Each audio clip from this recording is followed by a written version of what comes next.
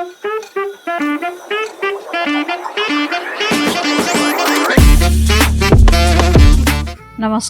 MT টক্সৰ অন্য এটা ভিডিঅ'লৈ আপোনালোকক স্বাগতম জনাইছোঁ।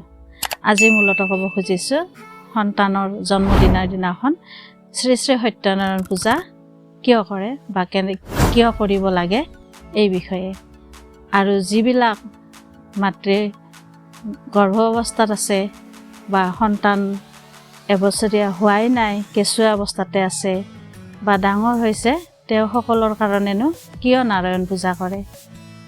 প্ৰথমতে কৈছোঁ, যিবিলাক মাতৃয়ে গৰ্ভাৱস্থাত থাকে সেই মাতৃগৰাকীৰ বহুতো শৰীৰৰ দোষাদোষ থাকিব পাৰে। আমিতো যিমানেই বৈজ্ঞানিক যুগ নহওক কিয় ভগৱানক আমি মানিবই লাগিব। বৈজ্ঞানিক যুগেও ভগৱানকে প্ৰথমতে আৰাধনা কৰে। সেই হিচাপে আমি মানুহেও সকলো ধৰ্মৰ লোকেই ভগৱান নিজৰ নিজৰ আৰাধ্য দেৱতাক স্মৰণ কৰে। সেয়েহে মাতৃগৰাকীৰ সুকলমে সন্তান প্ৰসৱ কৰাৰ সময়লৈকে যাতে সকলো দিশৰ পৰা সন্তানৰ মংগল হয়, মাতৃগৰাকীৰ মংগল হয়, ঘৰখনৰ মংগল হয়, তাৰ কাৰণে তেওঁৰ নামত শ্ৰী শ্ৰী সত্যনাৰায়ণ পূজা এভাগ কৰিব লাগে। আৰু যিবিলাক সন্তান জন্ম পায় এবছৰ হোৱাই নাই, তেওঁলোকৰ যিহেতুকে আমি সন্তানৰ 5 দিন 10 দিনৰ মূৰত সূৰ্য বিপ্ৰ দৈৱজ্ঞ ব্ৰাহ্মণৰ হতুৱাই আমি নামাকৰণ কৰোঁ। আৰু সেই নামাকৰণ কৰাৰ পাছত সন্তানৰ এবছৰ নোহোৱালৈকে আমি সৰণিখন চাব নাপায়, অৰ্থাৎ দৈৱজ্ঞ ব্ৰাহ্মণৰ হতুৱাই চাব নাপায়। তেওঁৰ দিন বাৰ কি চলি আছে আমি এই সকলোবিলাক চাব নাপায়। সেয়েহে সেই সন্তানৰ নামত যদি আমি এবছৰ নহওঁতেই যদি শ্ৰী শ্ৰী সত্যনাৰায়ণ পূজা এভাগ কৰোঁ, সেই সন্তানৰ খুব ভাল হয়, দিনবিলাক ভালৰে যায়। বা তেওঁৰ যদি কিবা ৰিষ্ট আছে, আমি যিবিলাক অসুখ বিসুখ বা কিবা কিবি শৰীৰৰ অঘটন ঘটি থাকে সৰু সুৰাকৈ হ'লেও এইবিলাকৰ পৰা পৰিত্ৰাণ পায়।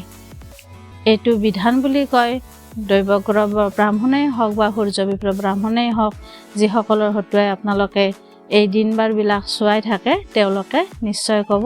আৰু এই সন্তানৰ কাৰণে এভাগী সত্যনাৰায়ণ পূজা কৰাটো নিতান্তই দৰকাৰী। যিহেতুকে সেই সৰণিখন সন্তানৰ এবছৰ নোহোৱালৈকে চাব নাপায়, আমি দিনবাৰ কি চলি আছে নাজানো, সেইকাৰণে নাৰায়ণ পূজা কৰাটো অত্যন্ত জৰুৰী বা এইটো এটা গুৰুত্বপূৰ্ণ কথা। পৰিয়ালবৰ্গৰ কাৰণেও ভাল, সন্তানৰ কাৰণেও ভাল। আৰু আজিকালি সততে দেখি অহা হৈছে, আমি কি কৰোঁ, ল'ৰা ছোৱালীৰ জন্মদিনৰ দিনাখন এটা সুন্দৰকৈ দোকানৰ পৰা বাৰ্থডে কেক কিনি আনো আৰু তাত বছৰেক অনুযায়ী আমি কেণ্ডেল লগাওঁ আৰু সুন্দৰকৈ নাম লিখি আনো। নাম লিখি আনি আমি কি কৰোঁ, ল'ৰা ছোৱালী হওক যাৰ যেনেকৈ সুবিধা হয় তেনেকৈ আমি মানুহ নিমন্ত্ৰণ কৰি আনি আমি সেই কেকটো কাটোঁ। কেকটো কেনেকৈ কাটোঁ, কেণ্ডেলবিলাক লগালোঁ, ৰুমৰ ভিতৰৰ লাইট অফ কৰি দিলোঁ আৰু নামটোত আমি এখন সৰু কটাৰী চুৰি লৈ নামটো কাটি দিলোঁ। এয়া জানো ভাল লগা কথা হ'ল? নাজানো মই ভাল লগা হয় নে নহয়, আপোনালোকৰ নিজৰ নিজৰ বিচাৰ বিবেচনাৰ কথা। মাত্ৰ মই এইখিনি এখন সৰু কিতাপত পাইছোঁ পঢ়িবলৈ, সেইখিনি কথাকেহে কৈছোঁ। জন্মদিনৰ দিনাখন আপুনি কেক আনি খুৱাওক, নানা ধৰণৰ মিঠাই আনি খুৱাওক, তাত কোনো কথা নাই। কিন্তু নামটোত যেতিয়া চুৰিখনেৰে কাটি দিলে আমি সন্তানৰ ভাল কামনা কৰিলোঁ নে অলপ বেয়া লগা কাম কৰিলোঁ, এইটো নিজেই ভাবি চোৱা কথা। বাৰু যিয়েই নহওক, কেক কাটাবিলাকে কাটিবয়ে, কিন্তু মই এইখিনি কিতাপত পোৱা কথা কৈছোঁ। যদি আমি কেকটো আমি সৰু ল'ৰা ছোৱালীক এনেই কাটি ভগাই খাব দিওঁ, সেইটো আমাৰ খুব ভাল কথা। সেইদিনাখন যদি আমি পাৰোঁ এভাগ সত্যনাৰায়ণ পূজা কৰিব লাগে। এই সন্তানৰ আটাইতকৈ মংগলজনক কামেই হ'ল শ্ৰী শ্ৰী নাৰায়ণ দেৱতাই মংগল দিয়ে, অৰ্থাৎ সন্তানৰ ভাল কামনা কৰে। কিবা যদি শৰীৰৰ দোষাদোষ আছে, পঢ়া শুনাত হওক বা শৰীৰৰ নানা ধৰণৰ ৰোগ ব্যাধি আছে, তেওঁৰ ৰিষ্ট আছে, এই সকলোবিলাক এই সত্যনাৰায়ণ পূজা এভাগ কৰিলে বহুখিনি লাঘৱ হয়। আমি এনে কৰিলে নিজৰ মনটোও ভাল লাগে আৰু আমাৰ পৰিয়ালবৰ্গৰো এটা ভাল কামনা কৰা হয়।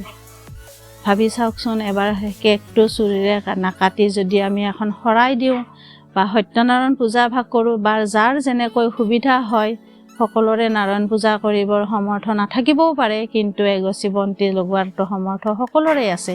সেইখিনি কৰিয়ে আমি ল'ৰা ছোৱালীৰ বা নিজৰ সন্তানৰ মংগল কামনা কৰিব পাৰোঁ। আমি কেকটো নুমুৱাই দিলোঁ, কেণ্ডেল নুমুৱাই দিলোঁ, কেকটোৰ নামটোৰ সৈতে কাটিলোঁ, এইটো একেবাৰে ভাল লগা কথা নহয় যেন লাগে। সেয়েহে কৈছোঁ, সন্তানৰ জন্মদিনৰ দিনাখন এভাগি নাৰায়ণ পূজা কৰক।